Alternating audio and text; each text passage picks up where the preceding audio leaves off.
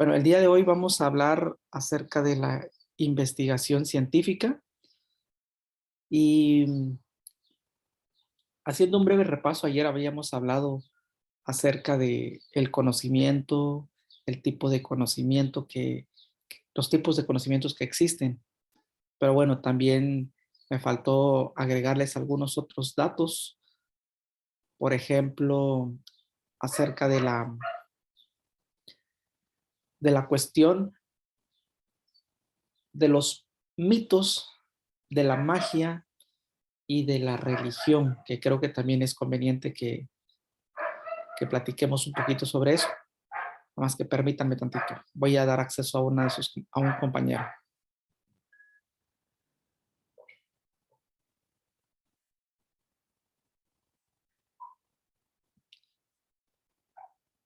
El ser humano siempre ha tratado de explicar los fenómenos, los problemas, lo que acontece en su medio. Siempre ha buscado una u otra manera de explicar esos fenómenos, ya sean sociales o naturales, y lo ha hecho usualmente de dos formas, muy generales las dos formas. La primera forma lo ha hecho o ha dado explicaciones basándose en el conocimiento cotidiano, vulgar, empírico, o el conocimiento práctico, el conocimiento mítico o religioso o más mágico. Ese es el primer tipo de conocimiento. Todos esos tipos o características que los mencioné son como el primer tipo de conocimiento general.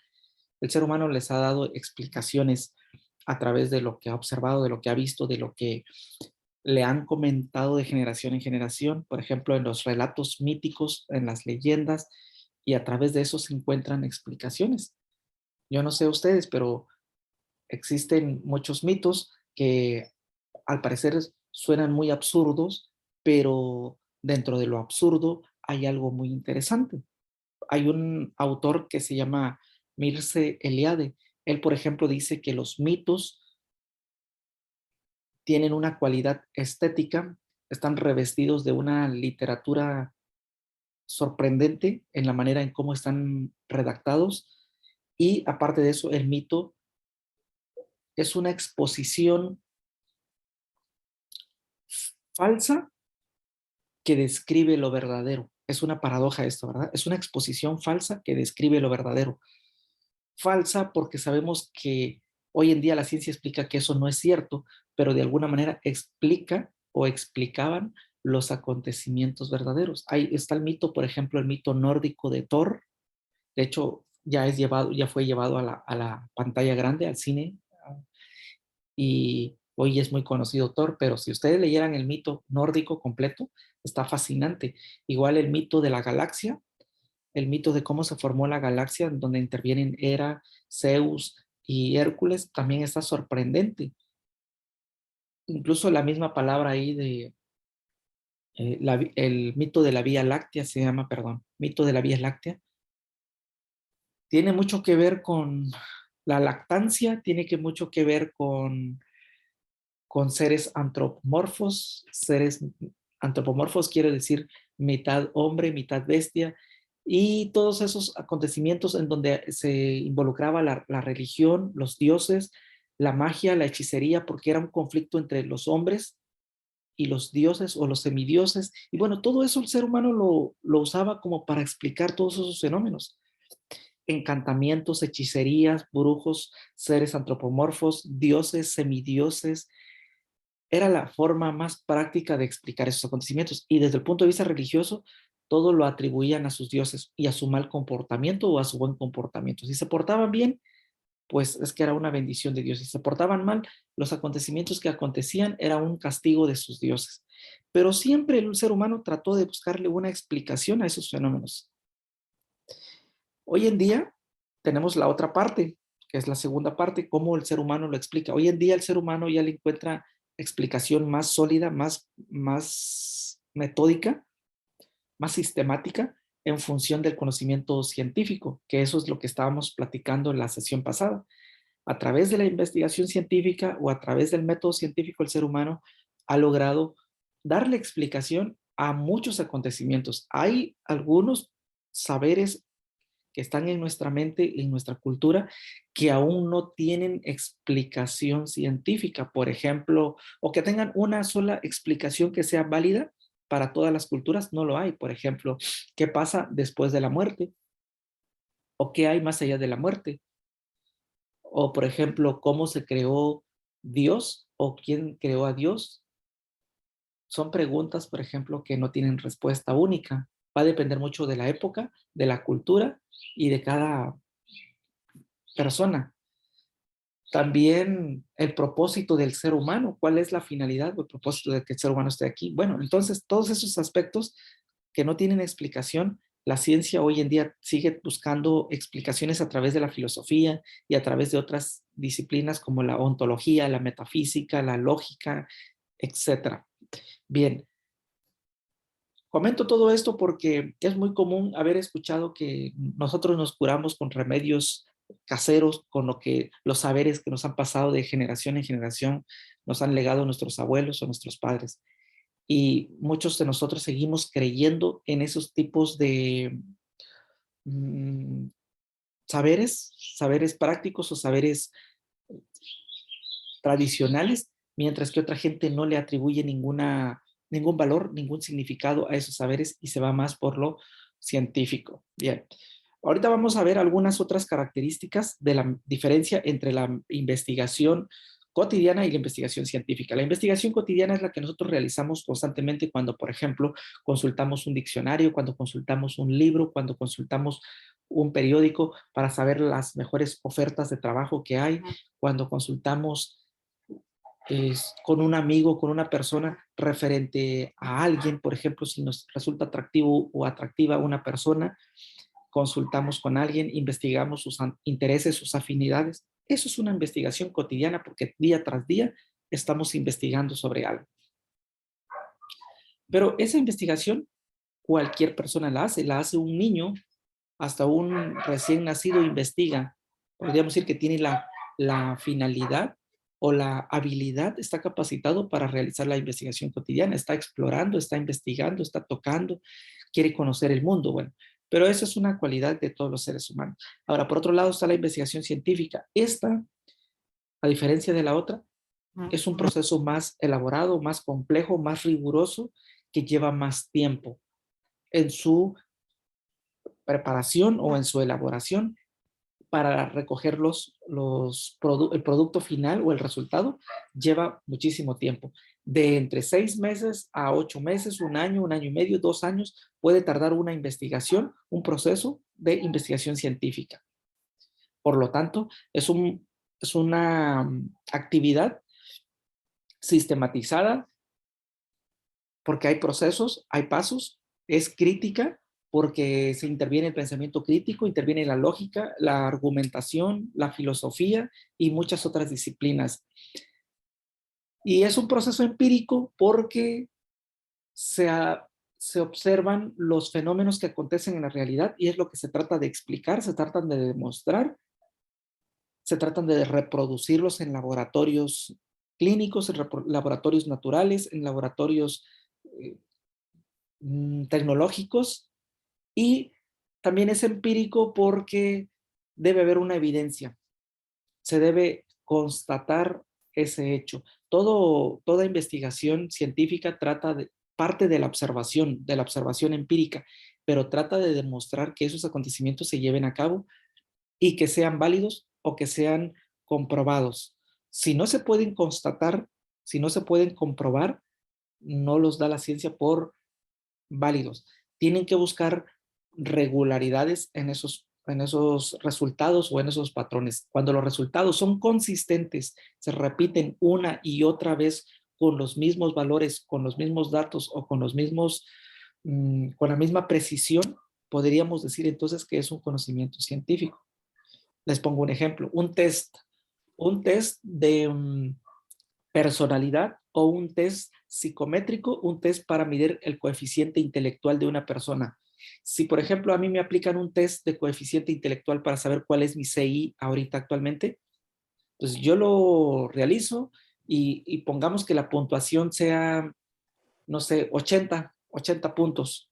Y me dicen que mi CI está por debajo de la media, por debajo de de lo normal.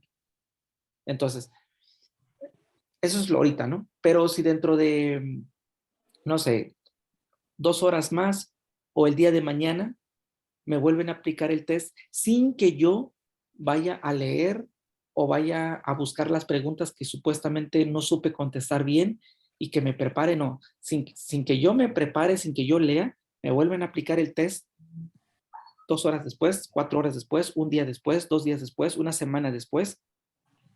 Los resultados deben dar lo mismo. O sea, lo que yo escribí debe publicarse nuevamente y los resultados, si salen exactamente igual o casi igual con una mínima variación, quiere decir que el test va siendo consistente, pero para probar su veracidad me lo tienen que volver a aplicar otra vez y otra vez y otra vez, tantas veces sea necesario para lograr la consistencia en los resultados. Esa es la característica de verificación y consistencia en la investigación científica. Bueno, entonces, ¿qué entendemos por investigación científica? Por investigación científica, como definición, nosotros entendemos, como dice ahí, un conjunto de procesos sistemáticos, críticos, empíricos que se aplican al estudio de un fenómeno o al de un problema. O bien, como dice Enrique Villarreal Ríos, la investigación científica es la búsqueda de la respuesta a una pregunta de investigación o a varias preguntas de investigación, para la cual, o sea, para responder esa pregunta se requiere aplicar un método que esté validado por un comité científico. Si no está validado ese método, no tendrá rigor científico, no tendrá validez mi estudio, mi investigación. Tengo que utilizar método y tengo que utilizar técnicas de recolección de datos. Una cosa es la metodología y otra cosa muy distinta son las técnicas de recolección y las técnicas de muestreo. Entonces, tengo que aplicar métodos, tengo que aplicar técnicas, pero que esos métodos o esa metodología y esas técnicas estén validadas por un comité científico o por una academia, por una comunidad científica. Ahora, ¿qué no es un método científico? Cuando yo investigo una definición o cuando yo investigo sobre un tema en un libro, no utilicé ningún método. Eso caería dentro de la investigación cotidiana. Bueno, los métodos científicos los vamos a ver más adelante. Ahora, características que tiene la investigación científica. ¿Es objetiva o parte de la objetividad? No intervienen los juicios o las interpretaciones mías. No hago suposiciones. Tengo que escribir y relatar tal como sucedieron los hechos y tengo que relatar cuando yo explico, cuando yo hago la parte de las conclusiones o la parte de la interpretación de los resultados, tengo que escribir tal como son los resultados, no tengo por qué manipular la información. Eso sería que sea objetiva. Objetiva es también cuando no hay parcialidad o sesgo o tendencia hacia un grupo, hacia una persona, hacia una institución o hacia un grupo científico, político. Por ejemplo, a mí me piden que yo haga una investigación en la escuela donde yo trabajo ahí con ustedes y que investigue sobre los procesos administrativos, cómo están funcionando los procesos administrativos. Y los resultados indican que los procesos son no los correctos, no son los idóneos, que hay falencias, que hay debilidades en la empresa, que si no se corrigen los procesos de control escolar, los procesos de cobranza, los procesos de sistematización, de inscripción o de recolección de información, o los procesos de cobranza, no sé, facturación o lo que sea. Si no se corrigen, va a traer dificultades para la empresa.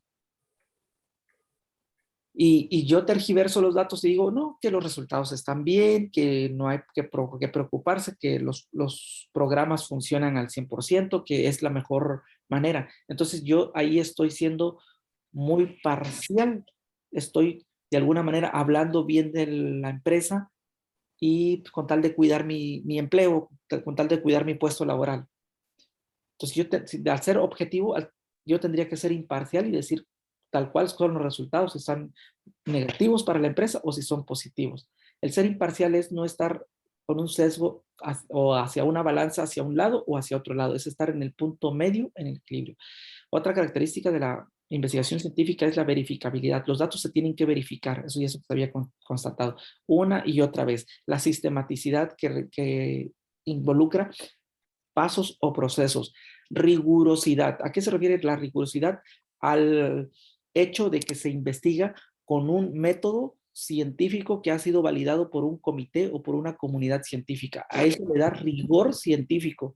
Si no utilizas un método que no tenga validez por un comité o por una comunidad científica, tu investigación no tendrá carácter de rigor científico.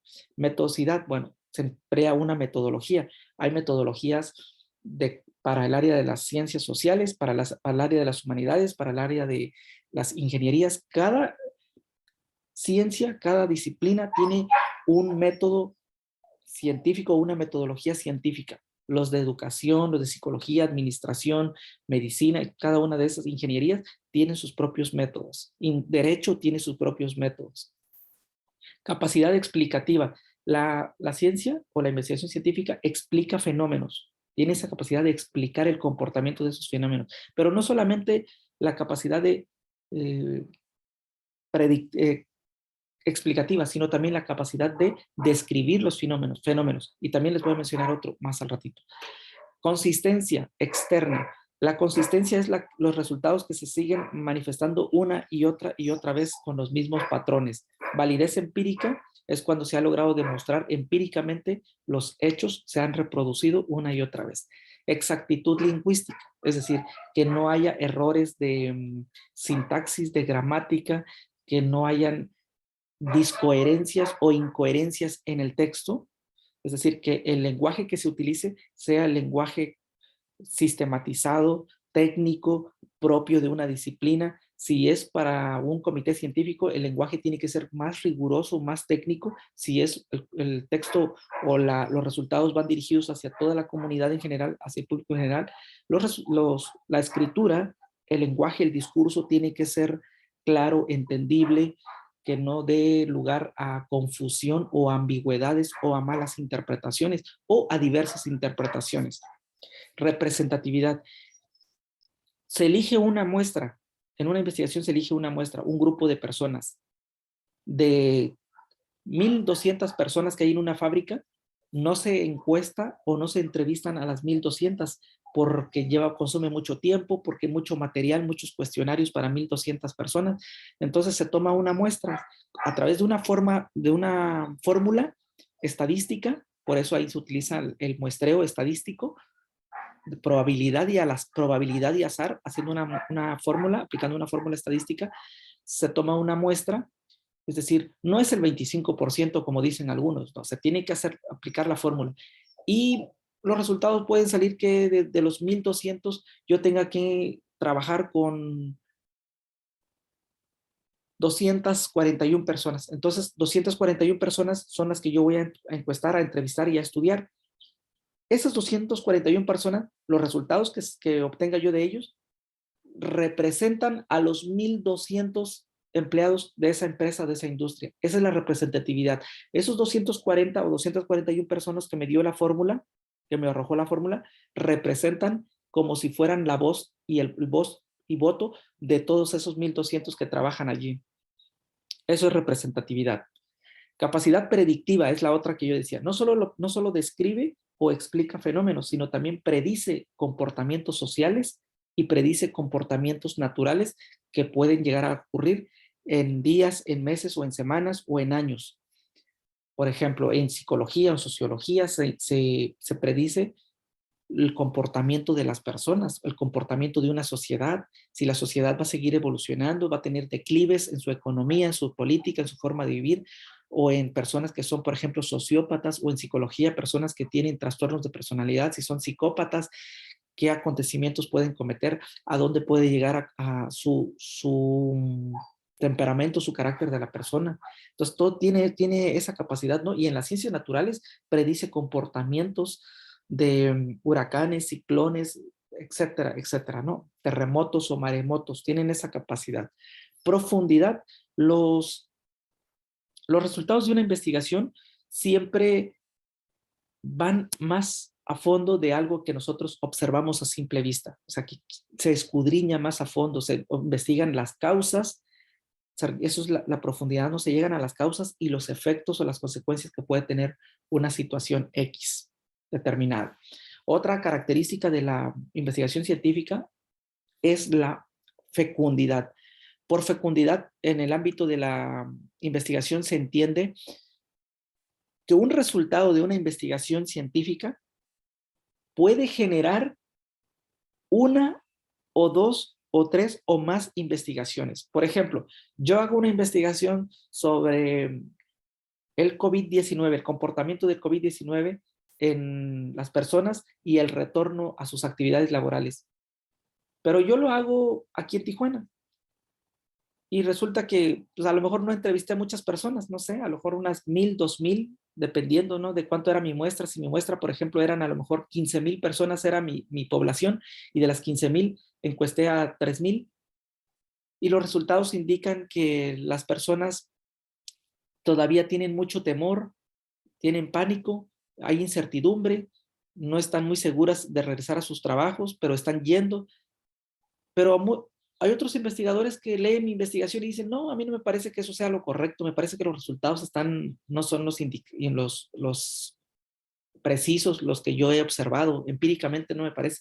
Y resulta que hacen otra investigación ellos, y con la misma población o con otra población, pero aquí dentro de Tijuana, con una mayor muestra o con una menor cantidad de muestra, y los resultados pueden ser que cuando se hace una investigación, mi investigación generó o despertó en otros grupos, en otros investigadores, la curiosidad por hacer otra investigación con el afán de contradecir mis resultados, o bien puede ser que esas hayan realizado otra investigación con el afán de constatar los resultados que yo obtuve en mi investigación. Entonces, los resultados que emanan de mi investigación generan otros tipos de investigaciones en otras personas, con el afán de probar, de demostrar que mis resultados son correctos, son válidos, son precisos, o con la intención de descalificar mis resultados y decir, esos resultados no son los indicados. Nosotros tenemos la percepción o la hipótesis de que los resultados son otros, y por eso se hacen investigaciones así.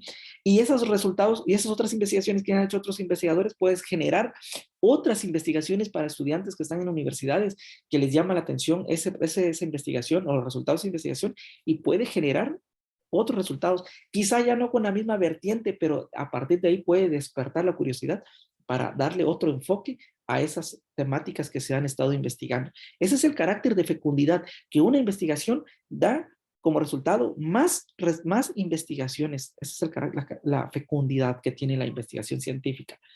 Falibilidad. Hay márgenes de error. No siempre salen los resultados exactos o al 100% correctos. En la investigación científica hay márgenes de error.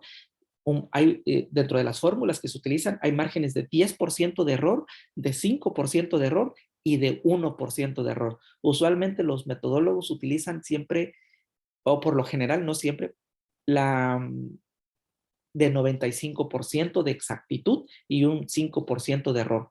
No muy lejos de 10 error, ni 1% de error para hacer que estén muy perfectos, ¿no? Utilizan como el parámetro medio. Y la característica de refutabilidad. Todos los datos pueden ser refutables, es decir, que se pueden tener réplica por medio de otras investigaciones para verificar si lo que se investigó anteriormente es correcto o es fallido. Esas son las características de la investigación científica. Ahora, tipos de investigación hay 4, por su propósito, por su forma de procedimiento, por su enfoque y por su alcance. Okay. Por su propósito hay 2, la investigación pura y la aplicada. La pura está destinada exclusivamente a la producción de conocimiento, generar más conocimiento. Es decir, cuando hacemos tesis, cuando generamos libros, cuando generamos artículos de investigación científica. Se hacen los estudios y se almacenan las revistas científicas, libros, ensayos, documentos, tesis, tesinas, todo eso es investigación pura. Tú vas a una biblioteca física y encuentras diversidad de libros de historia, de derecho, de sociología, de medicina, de fisioterapia, etcétera. Todo eso es y tesis y artículos científicos, todo eso es investigación pura. La aplicada está orientada exclusivamente a la solución de problemas prácticos en la vida real. Pero para realizar esas investigaciones, para solucionar un problema práctico, hay que fundamentar el estudio, hay que recurrir a las teorías, a los libros, a la consulta de todos sus artículos científicos, a las tesis, tesinas que ya están, y se resuelve el problema. Ahora, una investigación práctica, por ejemplo, puede ser que una comunidad tiene un problema de congestionamiento, es decir, cuellos de botella en diferentes partes. Entonces, los ingenieros, los arquitectos diseñan, ¿sabes qué? Pues vamos a solucionar ese problema. ¿Cómo? Construyen puentes, construyen carreteras o vialidades que puedan agilizar el flujo del transporte público, de automotriz o peatonal. Pero se soluciona el problema. Pero para hacer esa investigación tuvieron que haber estudiado el suelo, sus componentes del suelo, la ubicación geográfica, la condición social y muchos otros elementos que tuvieron que haber partido de la investigación pura. O sea, que la pura y la práctica se combinan las dos. Ni una ni la otra es más importante, sino que las dos son importantes o útiles y complementarias. Documental. La documental es la investigación que nosotros hacemos a través de tesis, libros, periódicos o fuentes hemerográficas como periódicos, videos, cintas, testimonios, archivos, expedientes, etcétera. Esa es la investigación documental, donde hay fuentes primarias y fuentes secundarias. Fuentes primarias extraídas de la persona directamente quien las publica o quien las relata, o de primera mano, que son originales y auténticas. Las de segunda mano, las fuentes secundarias, son aquellas que son a través de un intermediario. Por ejemplo, las biografías o los libros de texto o algunos otros libros que se consultan de otros libros. Las primarias son como los vestigios, las códices, los testimonios orales, las autobiografías, las tesis o las investigaciones o algunas otras que hayan sido elaboradas por el propio autor sin que haya consultado otras fuentes. Bueno, la de campo es la que nosotros realizamos cuando vamos a un lugar en particular, por ejemplo, a una comunidad a encuestar a través de un censo, a través de una entrevista, a través de un cuestionario, etcétera. La experimental es cuando un investigador realiza experimentos en un laboratorio, manipula variables con tal de medir el efecto, cuál es la consecuencia o el resultado de dicho experimento. Por ejemplo, en el ámbito de la medicina, a un grupo se le da un tipo de pastilla, a otro grupo se le da otro tipo de pastilla, como un placebo, una pastilla de azúcar, para medir el efecto de personas, por ejemplo, que tienen artritis reumatoide y ver durante 6 meses cuál de esas pastillas provoca efecto positivo en las personas. Eso es un experimento, se manipulan variables.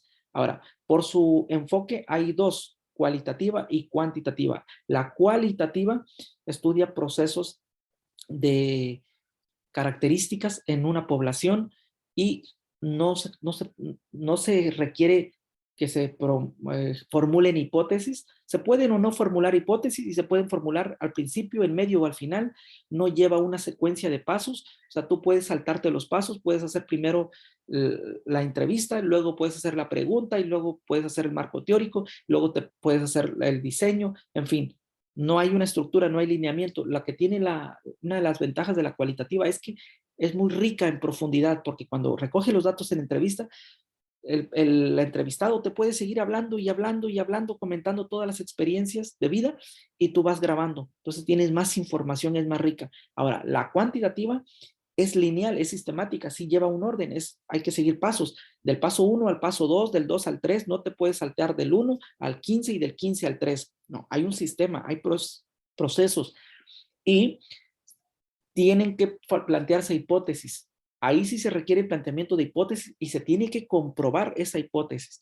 Además, otra característica es que es muy específica, no es tan rica como la cualitativa, sino que es más precisa porque su instrumento que utiliza o su técnica que utiliza para recolectar datos es el cuestionario y son cuestionarios muy cerrados, donde son preguntas ya establecidas con opciones. de alternativas o de preguntas dicotómicas de 2 opciones o de 3 opciones, pero tú marcas una opción, no te da margen a que tú expreses más allá de lo que la pregunta te pide, un sí o un no, o un de acuerdo o un en desacuerdo. Entonces, estas investigaciones cuantitativas buscan regularidades, buscan establecer patrones y son muy específicas y son más de números, más estadísticas, mientras que la cualitativa es más de cualidad, más de características en una población, mientras que la cuantitativa busca números, busca exactitud, busca precisión. Y de estas dos, de la cualitativa y la cuantitativa, hoy en día ya existe otra que se llama mixta, que es la combinación de las dos. Hay investigadores que meten aspectos o técnicas o procedimientos de una y de otro enfoque. Y por su alcance, la investigación puede tener 4 alcances. La investigación científica puede tener 4 alcances. Exploratoria, cuando un investigador no conoce mucho del tema y empieza a escudriñar sobre ese tema, o no se han hecho muchas investigaciones sobre un factor, sobre un problema, sobre un tema, y no hay mucho terreno conocido. Esa es la exploratoria. La descriptiva es cuando nada más se limitan los investigadores a describir comportamientos, a describir la evolución de un problema, de una situación, de un caso, de una familia, de una vivienda, de un grupo, de una comunidad, de una empresa, pero nada más se describe cómo está el problema o cuál es su situación. No se investiga cuál es la causa y cuál va a ser su consecuencia si no lo atienden, etcétera. No, solamente se describe la situación actual de esa comunidad o de esa situación o de ese problema o de esa empresa. La descriptiva también se le conoce como prevalencia. Bueno, la otra, correlacional o asociativa, correlacional o asociación, busca identificar la relación o el vínculo o la correlación entre una variable y otra variable. ¿Cómo se relaciona esta variable con esta otra variable? Este problema con este problema están asociados. Eso es lo que trata de buscar, ¿no? Buscar relaciones. Y la última que se llama explicativa o causal. La explicativa o causal es cuando el investigador trata de investigar las causas del problema y los efectos o las consecuencias del mismo problema. Además que puede describir, además que puede buscar alguna asociación o relación entre 2 o 3 o más variables, tiene la obligación de identificar las causas y explicar las consecuencias de ese fenómeno, de ese factor o de ese problema. Ahora se preguntarán, bueno, ¿y yo cuando hago una investigación utilizo todo esto? Sí, cuando tú haces una investigación ya debes saber, tu investigación va a ser pura, tu objetivo es acumular conocimiento o va a solucionar un problema. Entonces, debes delimitar si va a ser pura o si va a ser aplicada. 2, ¿vas a utilizar la documental? Sí, porque vas a buscar libros, vas a consultar en fuentes bibliográficas o hemerográficas. ¿Va a ser de campo? Sí, va a ser de campo. Tienes que ir a recolectar información, a entrevistar sujetos o personas en una empresa o en la calle o en una institución X. Y es de campo. ¿Es experimental o no experimental? Puede ser experimental, a lo mejor vas a hacer un experimento o no experimental, pero utilizas esas. Se me olvidó decirles que también está la no experimental. Bueno, la no experimental es cuando no realizas experimento, y eso lo vamos a ver más adelante. ¿Cualitativa o cuantitativa? Pues mi investigación la voy a hacer cuantitativa, porque me gusta seguir los pasos, no me gusta saber la incertidumbre de qué otro paso me sigue, o cómo le voy a hacer, después qué sigue. Entonces me puedo perder en la cualitativa, así que voy a elegir la cuantitativa, la sistemática, perfecto. ¿Qué alcance va a tener? ¿Va a ser exploratoria? ¿Ya se ha investigado mucho ese tema? No, entonces es exploratoria. O si ya se ha investigado mucho, pero yo no la quiero hacer exploratoria, yo la quiero hacer explicativa. Quiero buscar causas y efectos. Bien, el investigador puede decir, no, ni la quiero hacer explicativa ni exploratoria. Mi investigación va a ser descriptiva. Únicamente me voy a abocar a describir, por ejemplo, los efectos que ocasionó el COVID, la situación que vivió las personas o que están viviendo las personas durante la guerra en Ucrania. Bueno, pues nada más describes la situación, el estado emocional en el que se encuentran las personas, pero no buscas cuál fue la causa ni cuáles van a ser los efectos de esa situación. Así, grosso modo, podríamos estar definiendo los tipos de investigación. Bien, joven, les voy a pedir un favor, que se vuelvan a conectar ahorita en unos minutos con el mismo link para que podamos realizar algunos comentarios finales, ¿sale? Porque ya se me va a cerrar la sesión. Entonces nos conectamos ahorita, ya les tomé asistencia, ¿sale?